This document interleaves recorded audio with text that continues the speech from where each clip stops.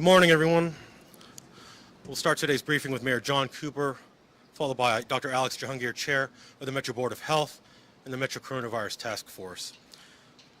Joining us this morning are Dr. James Hildreth, President and CEO of Meharry Medical College, Dr. Adrian Battle, Director of Metro Nashville Public Schools, and Burke Nihil, President and CEO of the Tennessee Titans. Butch Spiriton, President and CEO of the Nashville Convention and Visitors Corp., Director Chief William Swan of the Nashville Fire Department, and Dr. Michael Caldwell from the Metro Public Health Department are here to help answer your questions. We'll begin now with Mayor John Cooper.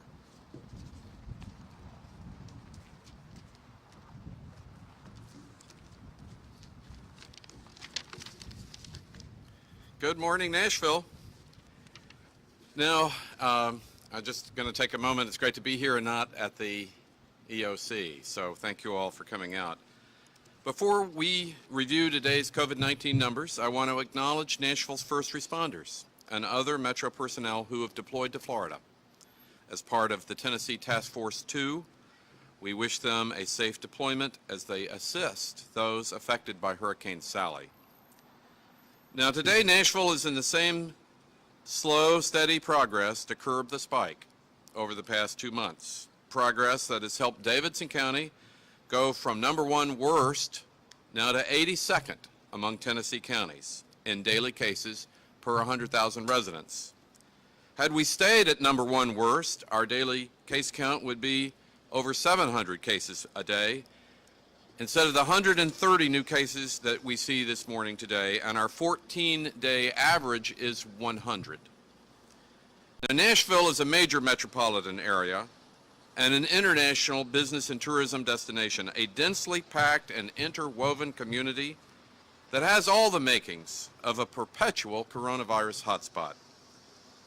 But we have not stood still. As a community, we took decisive action to flatten the curve in the absence of a coordinated national COVID-19 response. And the success of our coronavirus response is a direct result of your efforts. Nashville's 7-day positive rate peaked at 17.1% on July the 9th. Today, it is 5.1%.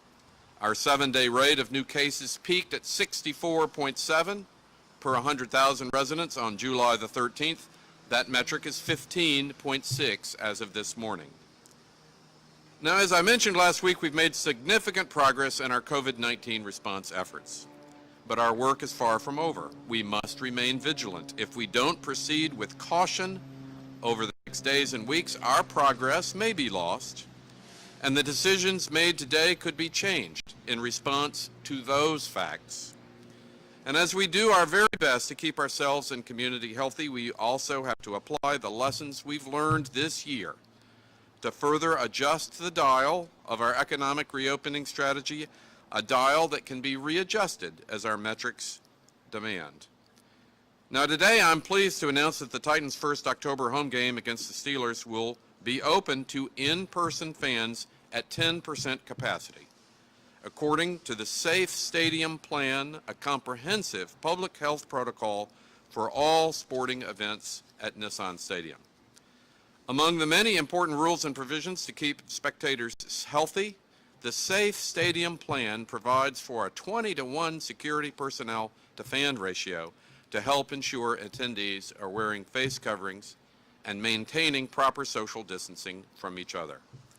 And based on the outcome of these safety protocols on October the 4th, the October 11th home game will be open to in-person spectators at 12.5%, and the Titans-Texans game will be open at 15%. Now this morning, I'd like to welcome Burke Nihil, President and CEO of the Tennessee Titans, who is here to tell us more about the Safe Stadium Plan and how it will keep all visitors to Nissan Stadium healthy in October and beyond. And also beginning on Friday, September the 25th, the fall MNPS interscholastic sports season will also resume for both student athletes and their families, but with rules and regulations in place to minimize any spread of the coronavirus. All events will take place outdoors, and staff and students will agree to a strict COVID-19 safety plan. Again, our COVID-19 numbers leading up to September 25th must remain reasonably steady for our students to be able to safely take the field. Now, today, Dr. Adrian Battle, Director of Metro Nashville Public Schools, is here to discuss the start of the fall sports season for our students. And they have worked so hard to prepare for competition this year. Now, finally, beginning tomorrow, all bars and limited service restaurants can operate at 50% capacity with social distancing in place, with a maximum of 50 patrons per floor and 50 patrons in an outside dining area. And these establishments can also stay open until 11 p.m. nightly. The Honky Tonk Heroes campaign, an initiative of the Nashville Convention and Visitors Corp., has been instrumental in spreading good public health practices across our hospitality and tourism industry, especially among customers and businesses in our downtown core. And I am grateful to all the bars and restaurants that have stepped up their efforts to protect the health and safety of their patrons. Now, in recent weeks and months, I've had the opportunity to closely observe other NFL cities and school districts to gather best practices and adopt public health protocols that are necessary to safely get our students and fans back in the game. We also learned to make incremental changes to our economy that help all our residents safely get back to work based on what we have learned to combat this new disease effectively. Throughout the pandemic, Nashvillians have learned to live, work, and play in ways that still minimizes the risk of the coronavirus as much as possible. It's the reason we all wear masks, wash our hands, stay mindful of healthy habits, in order not to spend our days isolated at home, but also to safely rebuild and re-engage the community that we call home, where no Nashvillian is left behind. Healthy habits, face covering, social distancing will protect lives, revitalize our economy, ensure our students can resume in-person learning on schedule, and create a path to begin phase 3 of our roadmap on October the 1st. The markers of this next phase will be public school teaching in person, increased capacity at event spaces, and attendance at larger events. We will learn from this phase to prepare for the next. As always, it's a pleasure to welcome Dr. James Hildreth, President and CEO of Meharry Medical College, who's here to share his insights about the coronavirus and our community's response to the disease. As a renowned infectious disease expert, Dr. Hildreth has provided valuable expertise to the NFL during its reopening this season. And as we approach the end of September, I always want to remind all Nashvillians of the importance of being counted in the 2020 census. Your census response is protected by law and will never be shared with law enforcement or immigration agencies. To learn more, visit 2020census.gov or call 844-3030-2020. And remember, each resident counted is worth $10,000 for our schools and infrastructure over the next decade. So please visit online or call today to get counted. And now we'll turn it over to Dr. Alex Jahanger, Chair of the Metro Coronavirus Task Force. Thank you.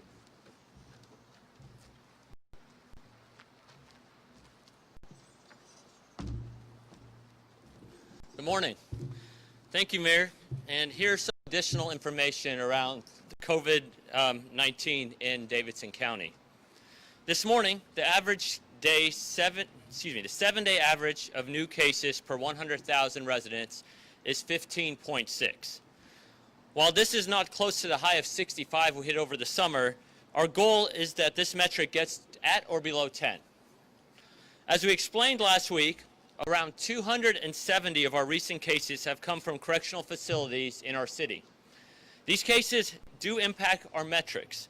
However, the new cases are not what is considered community spread, meaning they are less of a threat to cause the virus to be increased in our general public. One metric that is looking better today is ICU bed capacity. Today, that number is 20%, and we have been at this mark for most of the week. This is the first time since late July that this metric has been this high.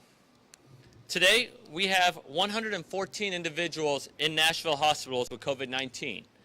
We have been consistently around this number since the beginning of the month. This is well below our peak of 222 individuals back in July. And remember, Nashville is a healthcare hub, so these individuals are not just from Nashville. These are individuals affected with COVID from all over our region. Finally, the World Health Organization recommends that before a region can relax restrictions, the test positive rate from a comprehensive testing program, such as the one we have here in Nashville, should ideally be at 5%. Today, our 7-day percent positive is 5.1%, which is the lowest it has been since March. Now, this is a solid number, as last week we conducted a robust number of tests, over 16,000. Now, this morning, the mayor announced some additional steps we are taking as a city on our roadmap to reopening. Members of the coronavirus task force have been working with the mayor to analyze the data to help him make the decision needed to open up. I've spoken with the heads of each hospital system in the city, and they have reported their systems are doing well. Furthermore, they all agree with the adjustments announced this morning, as have members of our public health team and other experts we have been working with. Now, I know some people are thinking we're moving too fast, and also some people are thinking we're moving way too slow. We believe these adjustments strike the proper balance between protecting our residents and opening up back our economy. Now, these steps don't mean that we are back to normal. In fact, we are far from that. Remember, we've been here before. We've opened back up and then had to adjust back to a modified phase 2. Now, we don't want to have to pull back, but if the numbers show that the virus is spreading, then we very well may pull back. Now, this is not what we want to do, so please do your part. Stay at home if possible, wear a mask and socially distance when in public, and wash your hands. And if you come in contact with someone that has tested positive or you have any concerns, get tested yourself. As a reminder, our community assessment centers are open 5 days a week from 7 a.m. to 1 p.m., Monday through Friday. Testing is free, and you typically get your results back in a couple of days. Also, in order to increase the availability of testing for our students, our parents, our teachers, our staff, as well as our community in general, the Metro Public Health Department is working closely with MNPS to provide extended hours and additional locations for testing. We will have more information regarding this very soon. Now look, I thank all of you for the sacrifices you've been making over the past 6 months. I know it's been very hard, and I know that this virus will be with us for the foreseeable future. So Nashville, please don't give up. Please stay focused and stay the course. I now would like to introduce Dr. James Hildreth. Thank you.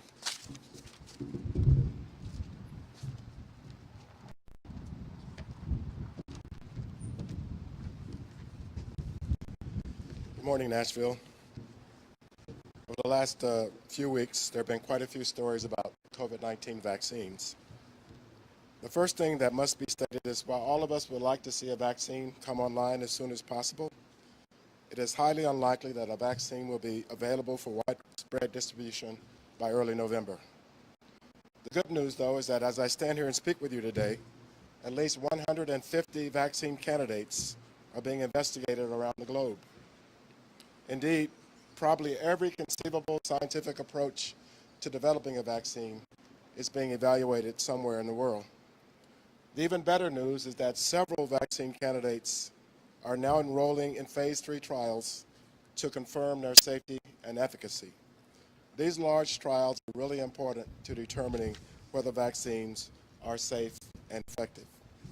Indeed, in the vaccines being developed by the National Institutes of Health in partnerships with big drug companies, the goal is to enroll 30,000 individuals in each of those trials. I'm excited to know that Nashville is going to be a major site for COVID-19 testing. Meharry Medical College, Vanderbilt University Medical Center, Clinical Research Associates in partnership with the Health Department will all be enrolling participants for at least 4 vaccine candidates. And when all vaccines trials in Nashville are fully enrolled, there may be as many as 2,000 Nashvillians in the trials. The results of these phase 3 trials, as I said before, are critically important in determining whether vaccines are safe and effective. And since enrollment in such large numbers in so many sites will take weeks to do, and since you have to wait some number of weeks to know whether or not the vaccinees have been protected, it's highly unlikely that all of that can happen between now and early November. It's possible, but unlikely. I would also like to emphasize something you've heard before, that it's critically important that the participants in the trials reflect the entire U.S. population, because indeed some of us are more vulnerable to the vaccine, to the virus than others. And it's really important that those individuals who are most vulnerable be evaluated in the trials. The reason for this is that although the human immune system is generally the same across races and genders, there are some subtle differences, and the only way to know that a vaccine works in a certain population is to test it in that population.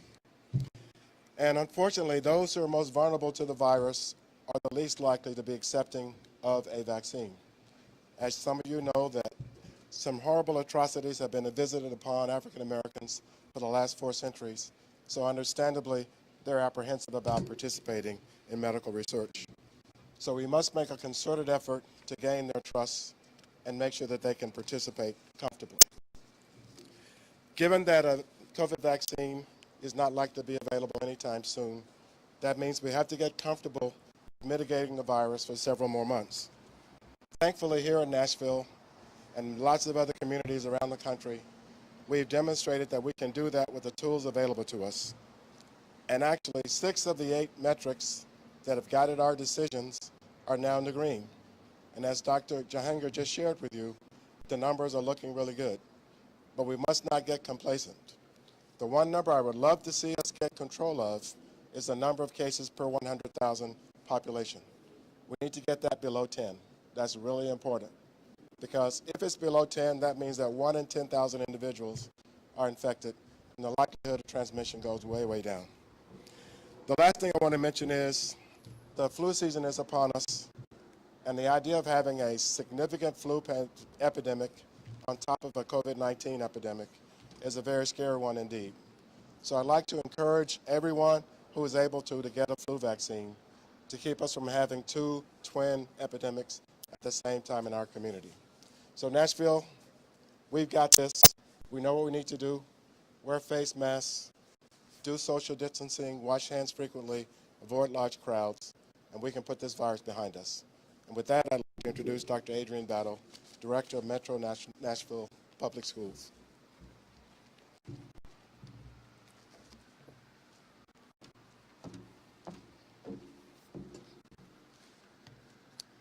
Mayor Cooper, thank you for the opportunity to speak here today and provide an update on Metro Nashville Public Schools high school sports.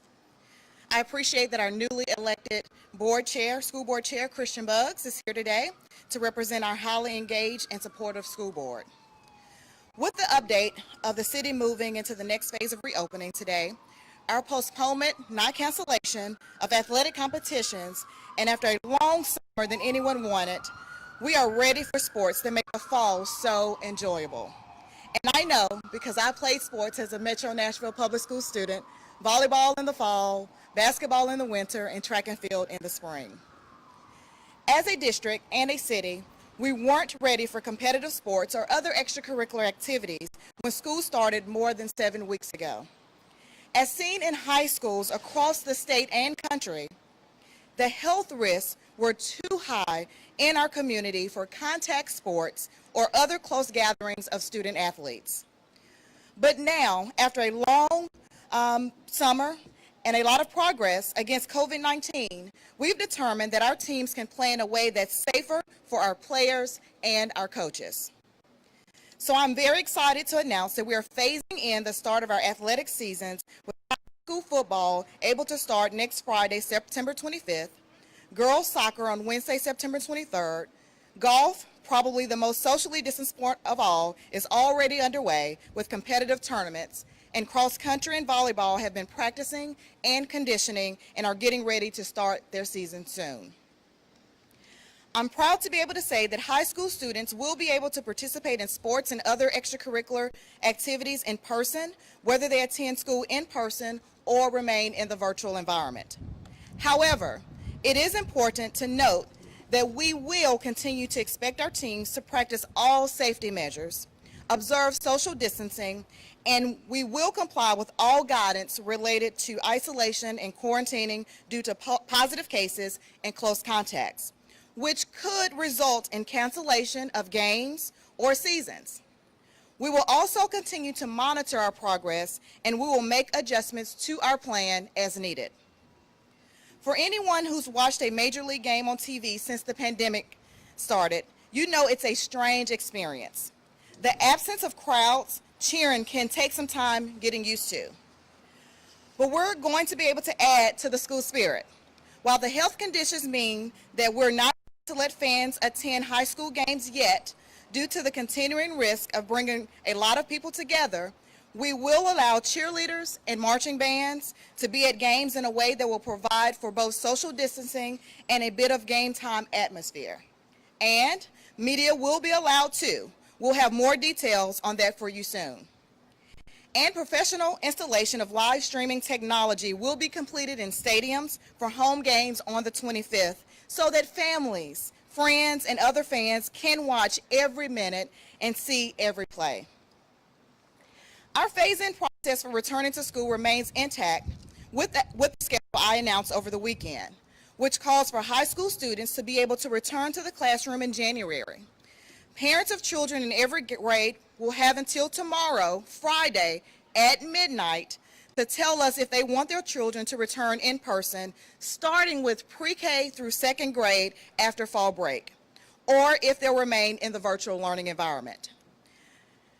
I'm excited to join Mayor Cooper and Chair Buggs in announcing that we are able to begin extracurricular activities for our student athletes, coaches, and fans.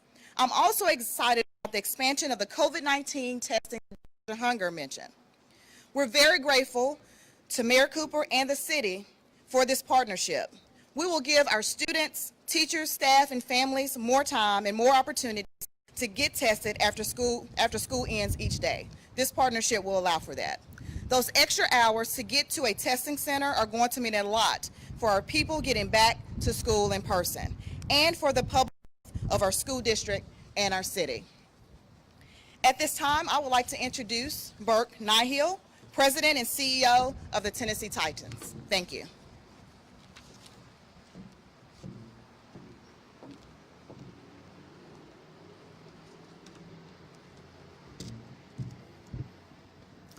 Good morning. Welcome back, Titans fans, and thank you, Mayor Cooper. This announcement would not have been possible without your help, as well as the seamless coordination with the Metro Nashville Public Health Department. On behalf of the Titans organization and Titans fans everywhere, thank you so much for all of your teamwork and collaboration to bring fans back to Nissan Stadium. Months ago, we began the process of creating our Safe Stadium plan. We made it in conjunction with the Mayor's Office and the Health Department. This plan was designed to adapt our stadium to the latest COVID-19 health guidelines and protocols. This morning, Titans fans will be able to visit TennesseeTitans.com/SafeStadium to read a more detailed overview of the Safe Stadium plan. But I'd like to share a few highlights of the plan with you this morning. First, I would acknowledge that we are fortunate to have a large outdoor venue where we can space out our fans. Our seating bowl will be organized to socially distant seating pods, grouped in parties of 1 to 6. As mandated by the NFL, all fans must wear a mask at all times, except when actively eating and drinking. Our security team will be strictly enforcing this policy. During the game day experience, fans can expect to see over 300 hand sanitizing stations we installed at the stadium this offseason, individually wrapped food at the concession stands, and touchless bathroom fixtures.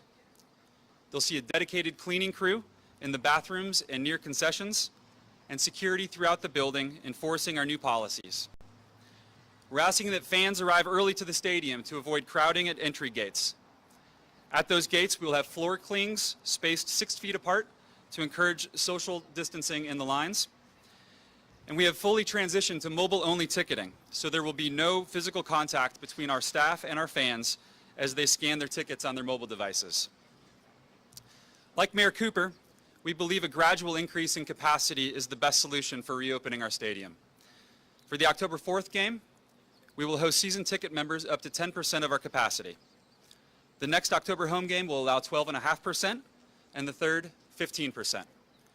For November until the end of the season, we aim to reach 21%, which is the maximum capacity our facility can accommodate under current CDC guidelines. Of course, as we go through this process, we understand that we may need to be flexible on these capacities as we learn more information. Let there be no doubt, the health and safety of our fans, staff, and players is and always will be our top priority, particularly with COVID-19 still impacting our region and the rest of our country. While we celebrate the opening of our doors, we are laser focused on showing Nissan Stadium's guests a safe and comfortable experience while visiting our facility for Titans games, Nashville SC matches, and any other event. This is a plan that has been in development with key health experts since early spring. We've had months to prepare for this day and feel extremely confident in the Safe Stadium plan. We can't thank our fans enough for their patience and understanding throughout this process, and want to thank them in advance for their careful attention to these protocols put in place for their safety and comfort. What you see behind me here is our Tennessee Tough mural. We unveiled the mural during Titans kickoff week and dedicated it to the people of Nashville and Tennessee.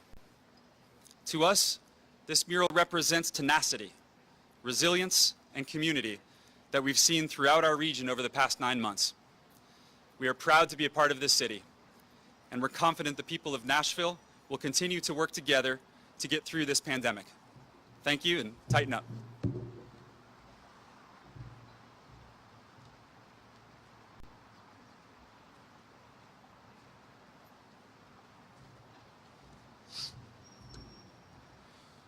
Thank you, Mr. Nihil.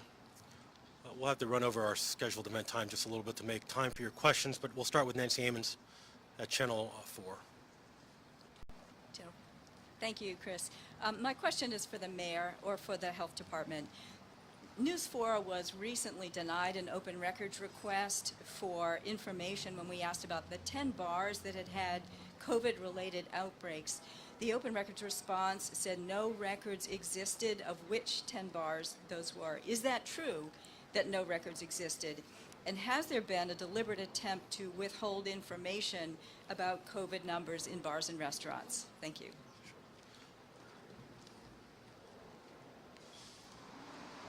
Mayor Cooper will address your question. Thank you. Can you hear me? Thank you, Nancy, for the question. Of course, there's no effort to withhold information. We'll do all we can to open up all information. I think the question comes with a concern that back when we were modifying phase 2, that the bar case count was not at that time super high. And I think what you're hearing is that kind of story out in the community, that the bar case count was not super high. We responded to the White House directive. If you remember that era, Dr. Burke herself flew to Phoenix and drove from city to city to ask cities to close bars. Now, we did that in advance of her actually being here, my meeting with her and Governor Lee's meeting here. But as a kind of a Paul Revere for how to deal with this spike, she drove the country and she called attention to bars, not because the outbreak was necessarily that bad at that time, but that they, because you have young people there, would be super spreader platforms. Now, she predicted in that time what has happened, that if Nashville took the appropriate action, we would do better with the disease. And if rural areas did not, that spread by young people in rural areas, those would be the worst counties in the state, and that is, frankly, what has happened. It led to Nashville, driven by public health directives and information, to include these areas that were a concern of being super spreaders. Now, in that environment, you did see pictures of hundreds of people elbow to elbow, young people in clusters shouting, which repeatedly we have talked about in this group as being a source of the greatest concern for spreading this new disease. And so we're happy to comply with any public information. The fact that back in early July you didn't have a super high case count at that moment doesn't mean that it was not a national health priority. And then let's look at what happened.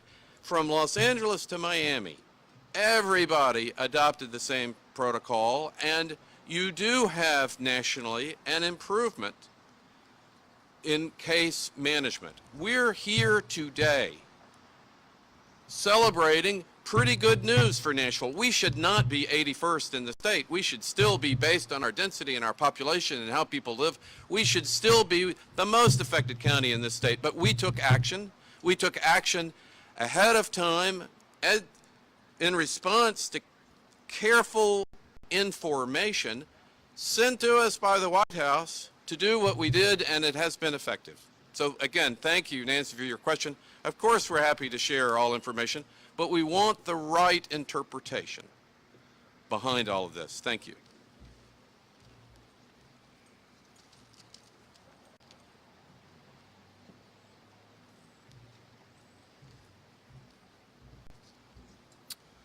Who's next? If you'll step up to the microphone.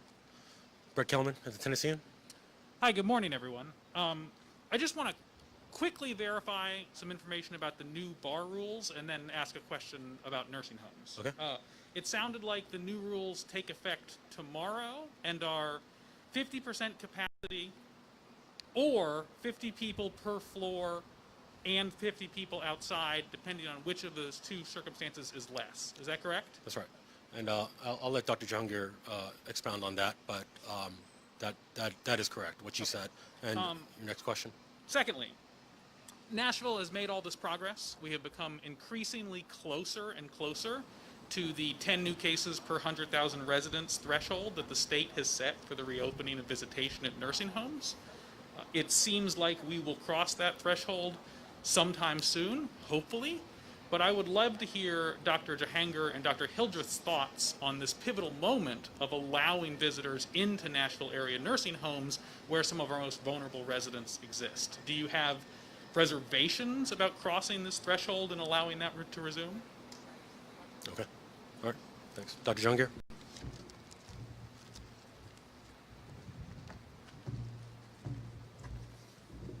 Hey, Brett. Thank you.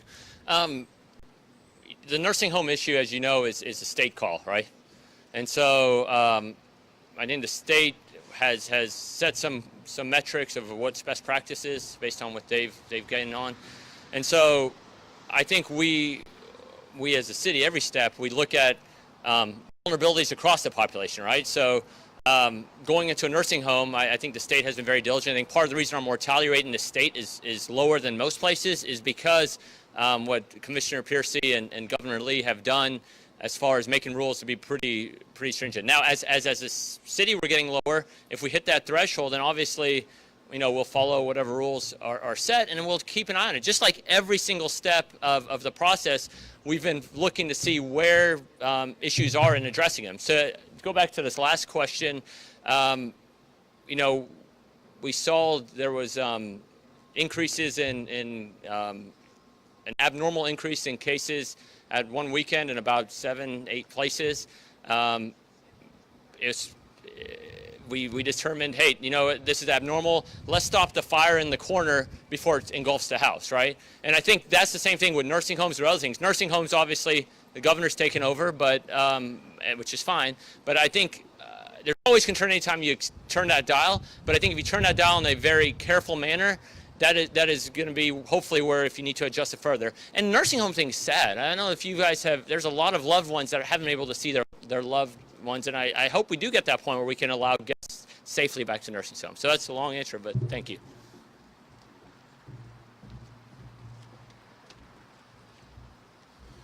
Blake Farmer, WPLN. Yeah, I think this is a question for Dr. Battle, and I imagine it's a question on a lot of people's minds. There's obviously been a lot of effort to make sure high school sports can get going, all while not having, it seems, the same urgency to get high schoolers back in the classroom. You referenced this a little bit, but can you expand on that? How you explain to folks the efforts to get sports back, but not in classroom, in-person instruction? Thanks, Thank you.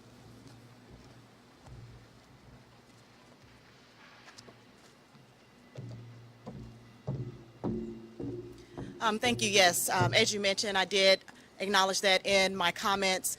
We announced over the weekend, last week, that we are phasing in our students after fall break. We will start with our earliest learners based on their preference for in-person or virtual experiences after fall break. That will allow our school teams to rearrange and align staff to meet the needs of our students and families. So that phase in will continue actually after fall break. As we all are aware, we did start our phase in right after Labor Day with our most vulnerable population of students, which were exceptional education students. And we again began that phase in after Labor Day, where families had the option of in-person and virtual learning. So we will continue that. So that phase-in actually started first. We're here today extending that phase-in for extracurricular activities, which are also critically important for our students.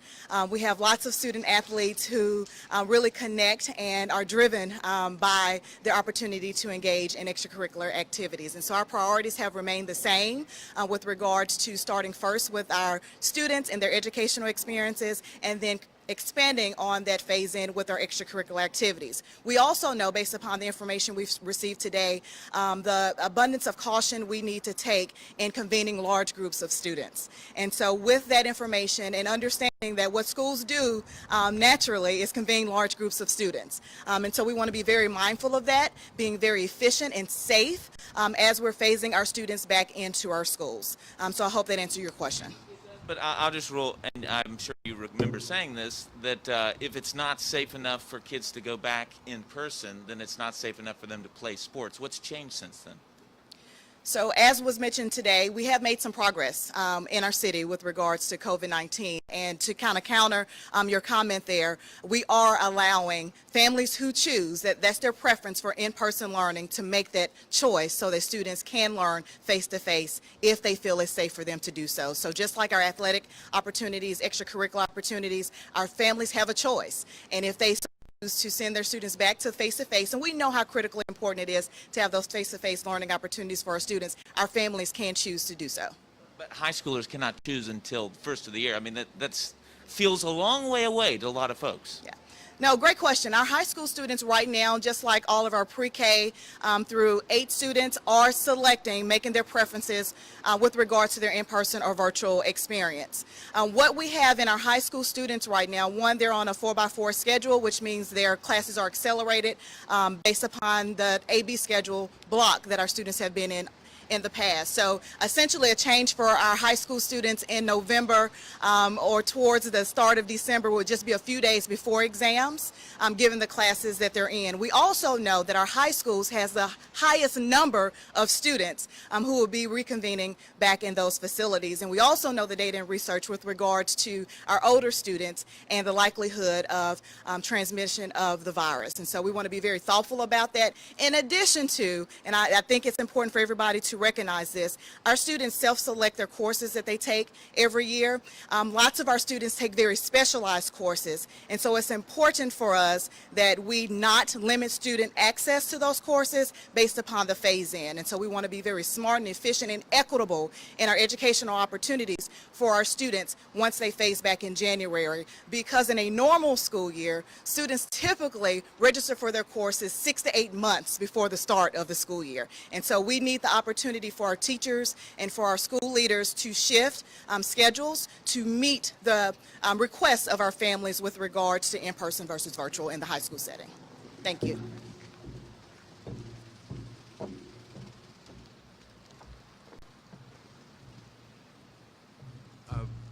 Thank you for the question. Just to follow on and share my own observation when Dr. Battle was explaining this. This is all outside. Both students and staff are very much on board following a strict social distancing protocol. This is the first step for the reopening. This is the lowest amount of risk being managed very well. And we have to start. We have to start in this great work of trying to get everybody back to school, and this is minimizing the risk and maximizing some student opportunity, and actually to me feels very consistent with a get back to school plan. So thank you.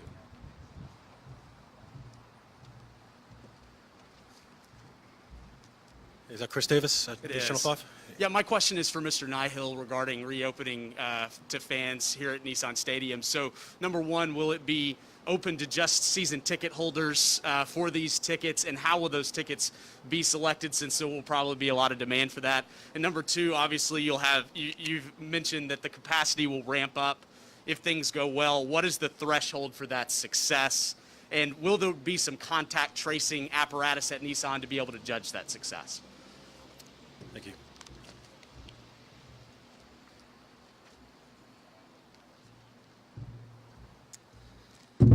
All right, let me see if I can keep track of all three of these questions. So, first question, yes, we are going to be communicating later today a plan to get those tickets in the hands of our season ticket members. Second question was with respect to just monitoring for success. That'll be a continued collaboration with the health department and the mayor's office. And then the third question, I believe, was related to contact tracing. We have had some conversations with the health department about how the Ticketmaster technology and understanding where particular people are sitting in seats would be able to help contact tracing efforts. So it's been preliminary, but we do think that there's some advantages to being able to contact trace in our setting as opposed to a restaurant, for example.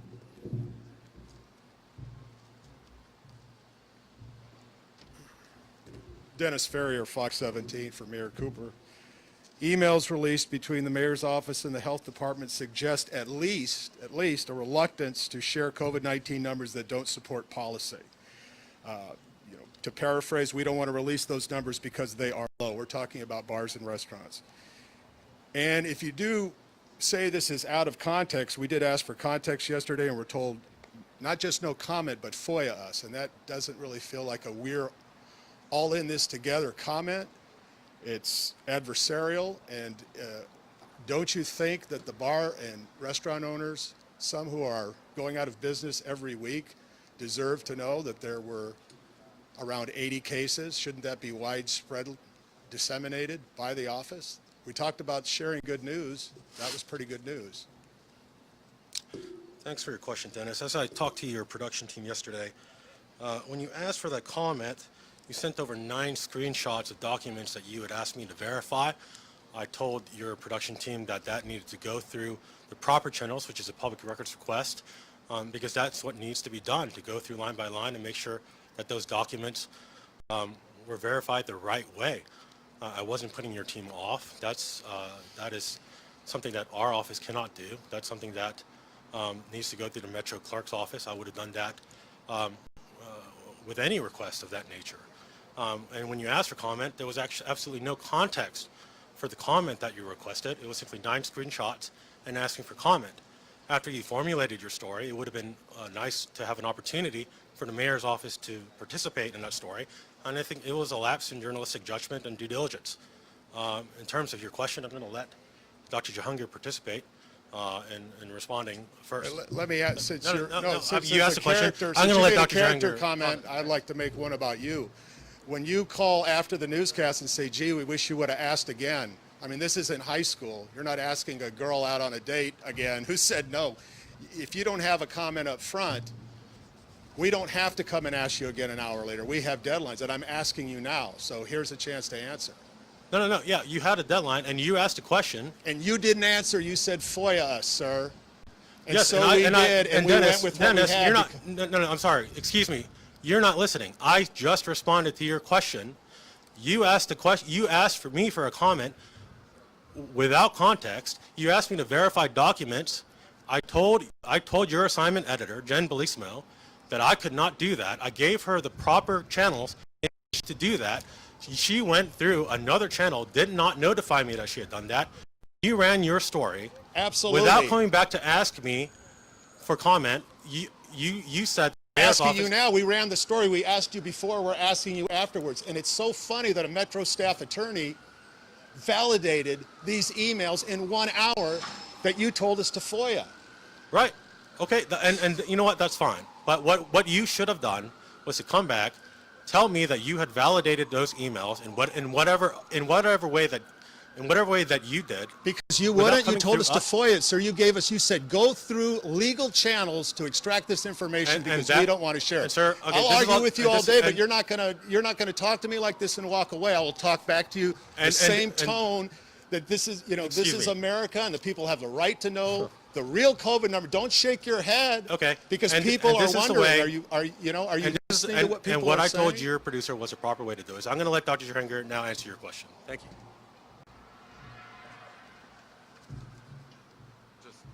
Thank you, Dennis.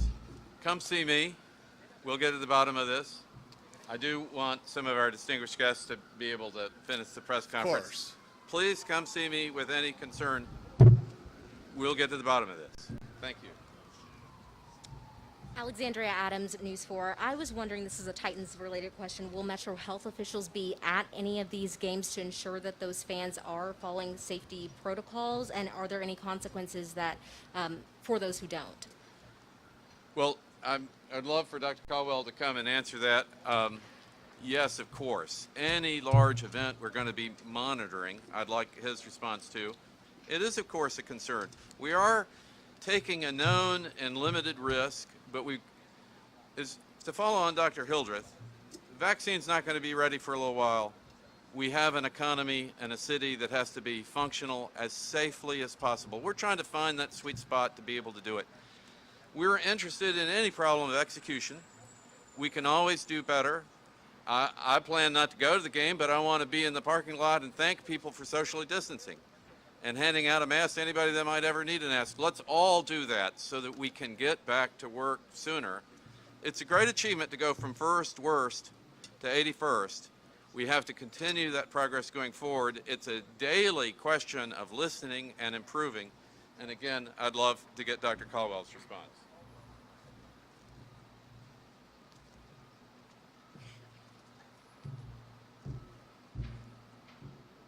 Good morning. We're going to be monitoring every one of the events, and this is a good opportunity to let everybody know that wants to do an event that we have a process in place now. Any event over 25, please just go to the covid19.nashville.gov website. You can also get to it at asafenashville.org. If you scroll to the bottom of that page, you can click on a button to submit your event. Any events over 25 need to be approved, and they will be reviewed, and we will monitor them. So this event will just be like any of those other events. You know, we have monitoring teams in place. We are on Broadway every Friday and Saturday now, and we will be wherever there are other events monitoring, and success will be determined by how well we see compliance with face mask usage at all times, with social distance at all times, with minimal use of alcohol and good judgment at all times. And we always give preference to events that are outdoor as opposed to indoor. Just to remind, that is the Fearsome Four.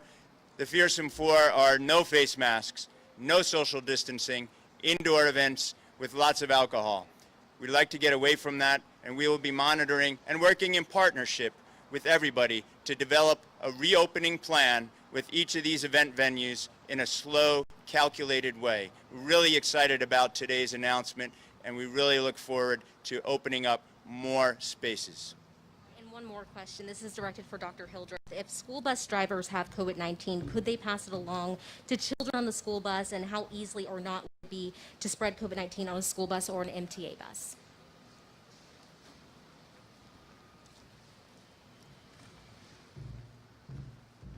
Sorry, it was hard behind the speaker to hear. School bus drivers, is that the question? Okay, thank you. Anyone that has COVID can spread it to someone else, right? So wearing masks is critical. If you have any concern that you may be infected, don't go to work. Get tested, socially isolate. There's always a risk. I mean, I think to say that there's no risk of, anyone who has it spraying someone else would be a misnomer. Right? You have to say it. So that's why wearing a mask, as much as possible social distancing and not cross-contaminating is critical. So there we go. Thanks.